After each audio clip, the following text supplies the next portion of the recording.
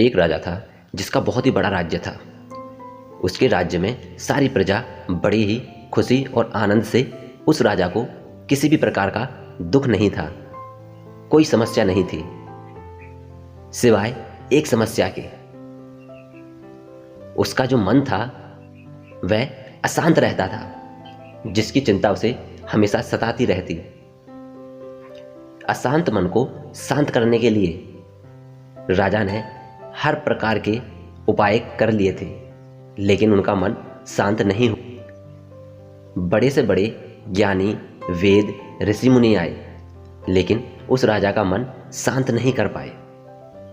एक दिन एक व्यक्ति राजा के दरबार में आता है और राजा से कहता है, राजा, मेरे पास आपके मन को शांत करने के लिए एक उपाय है। राजा बड़ा खुश होता है और कहता है, यदि तुम ऐसा कर पाए तो मैं तुम्हें मुंह बोली दौलत दे सकता हूं, जितना चाहो उतना धन ले जाना। वह व्यक्ति कहता है, मैं एक ऐसे संत को जानता हूं जो आपके मन को शांत कर सकता है।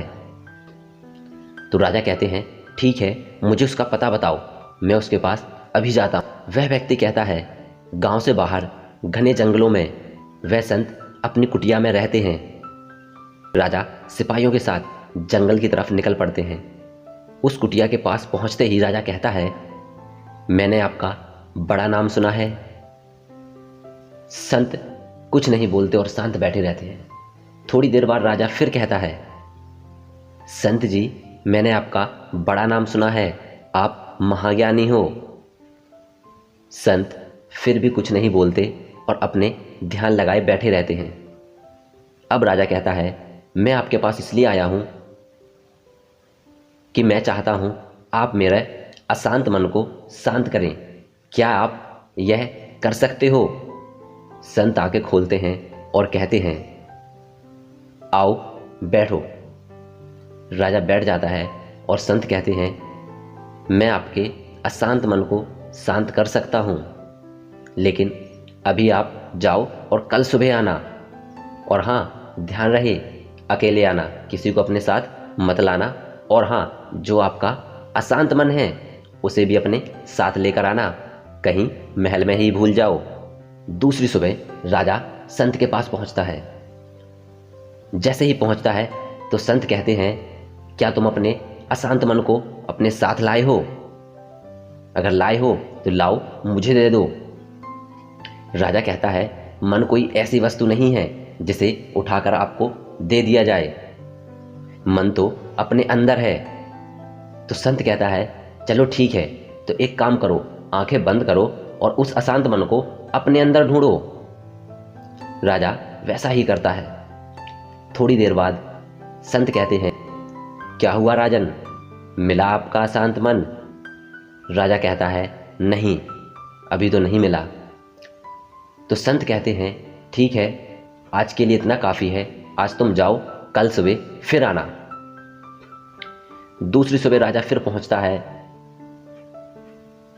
और संत फिर कहते हैं कि आंखें बंद करो और अपने अशांत मन को अपने अंदर ढूंढ। राजा फिर आंखें बंद कर अपने अशांत मन को ढूंढने लगता है, लेकिन काफ़ी टाइम हो जाता है।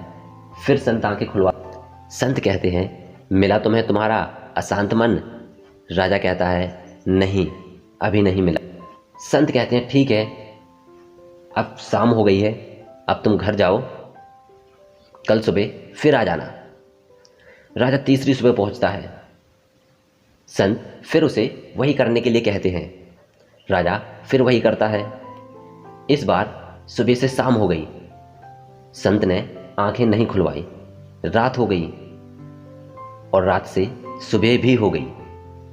जब सुबह हुई तो संत कहते हैं, राजन, आंखें खोलो और बताओ, मिला तुम्हें तुम्हारा अशांत मन? तो राजा हाथ जोड़कर उनके चरणों पर गिर पड़ते हैं और कहते हैं, महाराज जी, मुझे मेरा अशांत मन तो नहीं मिला, लेकिन हाँ, जिस शांति की मैं अभी तक खोज करता आ रहा था वह शांति मुझे जरूर मिल गई। राजा बहुत खुश होते हैं और संत के चरण छूकर चले जाते अपने महल की तरफ। दोस्तों, ऐसा ही हमारे जीवन में होता है। शांति हमारे अंदर ही होती है, लेकिन हम इसे अक्सर दूसरे लोगों में, बाहर रिश्तेदारों में ढूंढते रहते हैं, जो हमें कभी नहीं मिल पाती। यदि आप अपने मन को शांत कर पाएं, अपने मन पर कंट्रोल कर पाएं, तो आपको शांति जरूर मिलेगी।